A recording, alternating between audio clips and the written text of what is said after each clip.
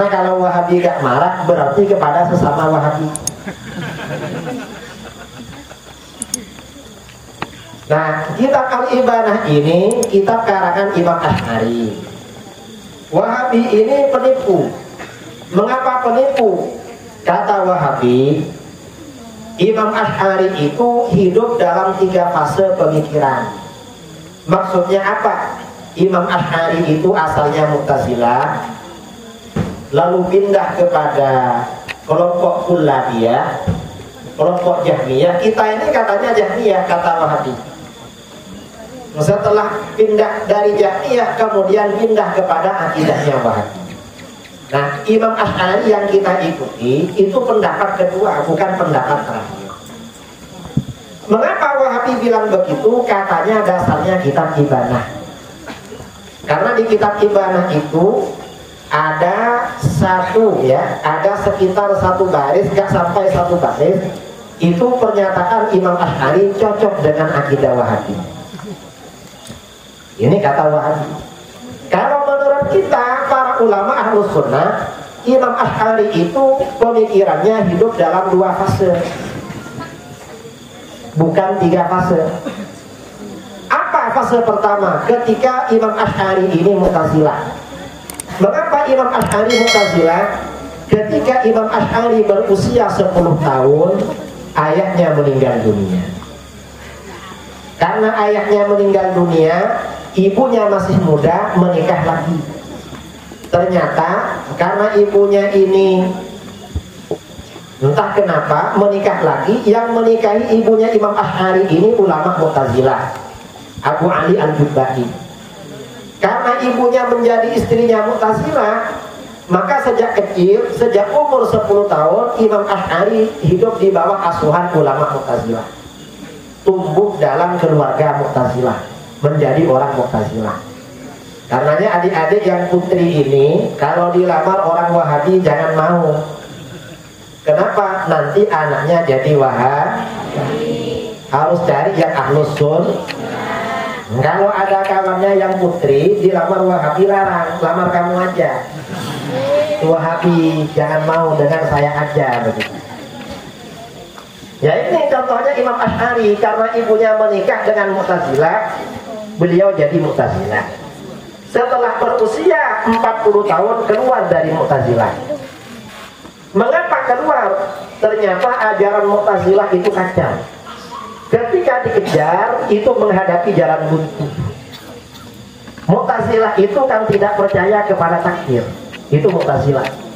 Dan Mu'tazilah itu beranggapan Tuhan itu wajib berbuat baik. Sesuatu yang sifatnya baik itu dari Tuhan. Kalau jelek itu bukan dari Tuhan, tapi dari manusia. Ini kata Mu'tazilah.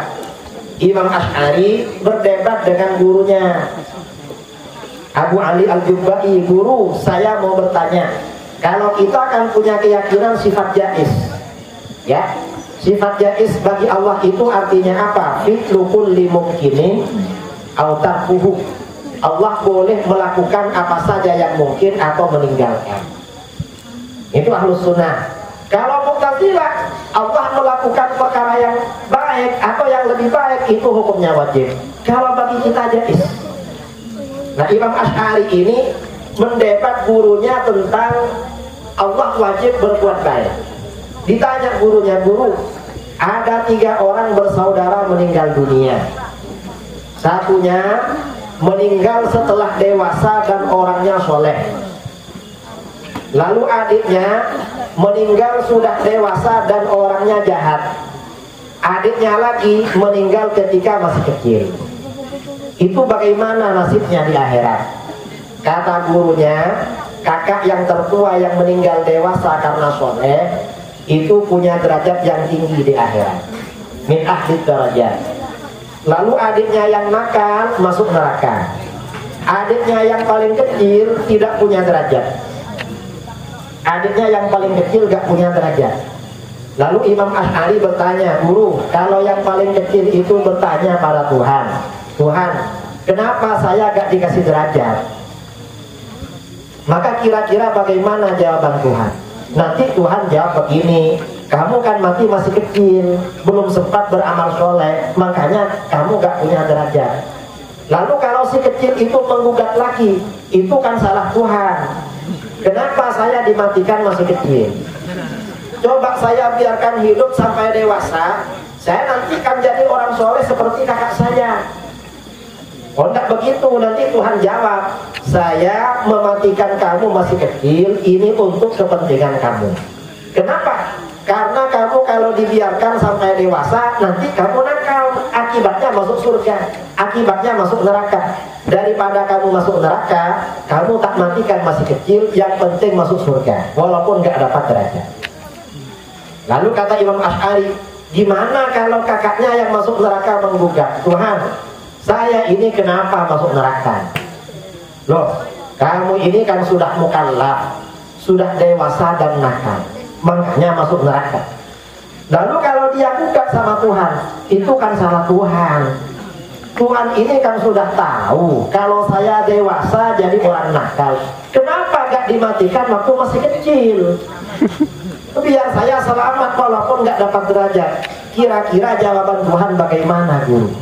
Akhirnya gurunya gak bisa jawab. Kata gurunya, kamu ini hanya mengganggu akidah yang ada. Kata Imam Asy'ari, bukan mengganggu guru, tapi guru gak bisa jawab pertanyaan muridnya. Kalau menurut Ahlus Sunnah, Allah itu punya sifat jaiz. Allah gak wajib berbuat baik. Teori sifat jaiz itu sebenarnya membantah terhadap teori Mu'tazilah, diantaranya yang mengatakan Allah melakukan kebaikan atau yang lebih baik itu hukumnya wajib, membantah itu. Itu teori Imam Asy'ari. Nah, dan tetap seperti itu teori Imam Asy'ari. Imam Asy'ari ini tidak punya fase ketiga seperti yang dikatakan oleh Wahabi. Mengapa gak punya? Dalam catatan sejarah gak ada fase ketiga. Murid-muridnya juga tidak membicarakan fase ketiga. Kalau Imam Asy'ari ini hidup dalam 3 fase, sebagai ulama populer pasti banyak yang tahu karena orang terkenal. Orang terkenal itu jangankan, orang terkenal itu ya, jangankan soal pendapat yang mestinya disebarluaskan akan dikenal.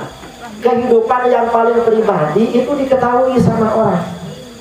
Itu kalau orang terkenal. Yang pribadi sekalipun itu diketahui. Biasanya kalau di Jawa, tapi bukan saya, kiai yang ceramah kemana-mana, kadang istrinya di mana-mana.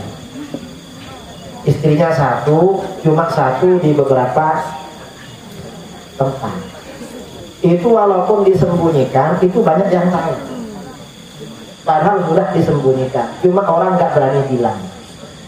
Biasanya bisik-bisik itu siapa? Itu punya kiai. Jangan bilang-bilang ya. Semuanya jangan bilang-bilang. Itu kalau orang populer, apalagi pendapat. Kemudian kitab ibadah yang disebutkan oleh Wahabi itu dipalsu oleh Wahabi, teman. Tidak sesuai dengan kitab ibadah yang asli. Wahabi ini cuma bilangnya ibadah. Jangankan Imam Asy'ari yang dipalsu, saya saja sering dipalsu sama Wahabi.